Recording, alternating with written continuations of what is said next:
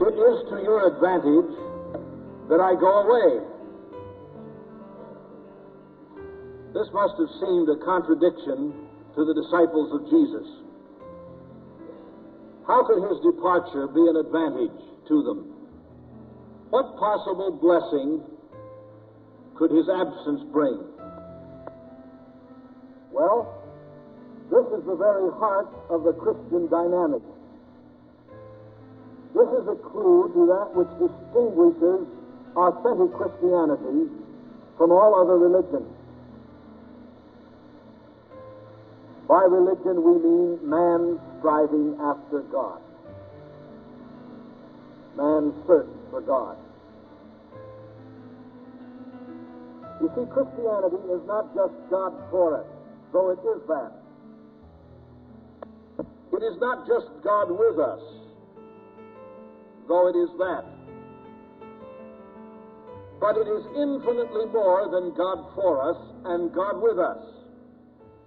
It is literally God in us. This is not just a symbol. This is a fact, a literal, actual fact.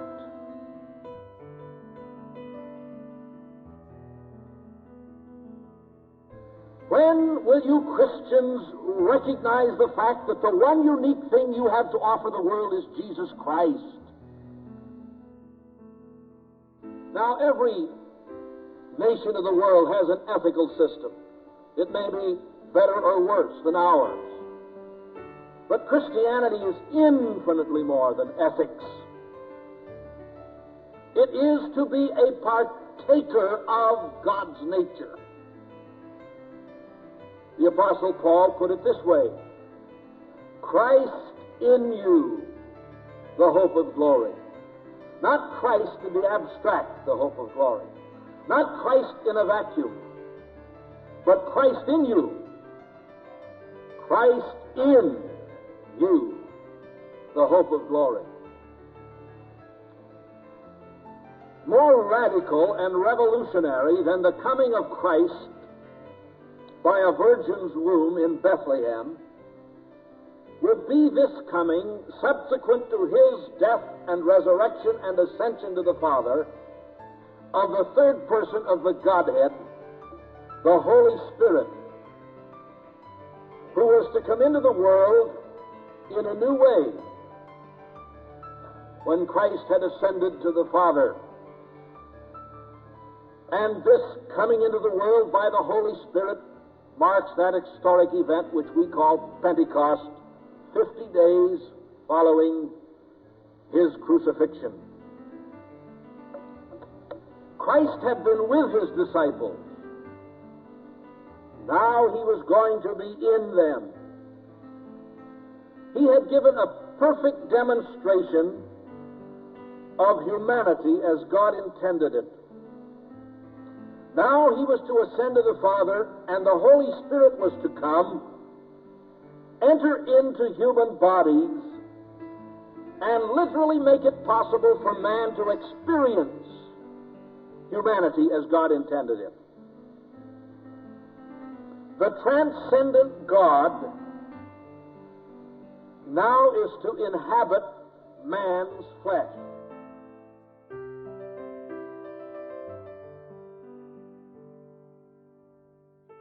The utterly other now dwells within man.